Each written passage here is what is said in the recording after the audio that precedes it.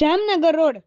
રૂડા ઓફિસની સામેથી ઓટો રિક્ષામાંથી આરોપીના કબજામાં ભારતીય બનાવટનો ઇંગ્લિશ દારૂની પ્લાસ્ટિકની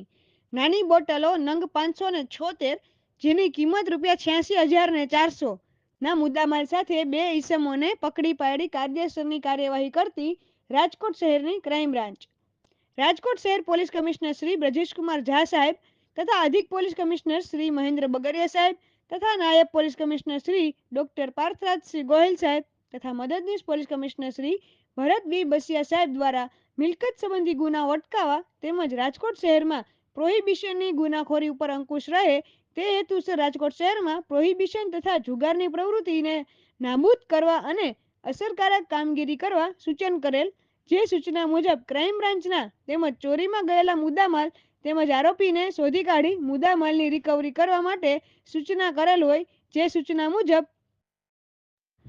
પોલીસ ઇન્સ્પેક્ટર M.R. ગોંડલિયા તથા M.L. ડામોર નાઓના સીધા માર્ગદર્શન હેઠળ police sub inspector A.N. Parmar તથા ટીમના માણસો જે ASI હરદેવસિંહ જાડેજા તથા ગોપાલભાઈ પાટીલ, અર્જુનભાઈ ડવ નાઓને મળેલ સંયુક્ત બાતમીના આધારે ઈસમોને પકડી પાડી અને ઇંગ્લિશ દારૂની બોટલો સાથે તેની કાયદેસરની કાર્યવાહી હાથ ધરવામાં આવી છે.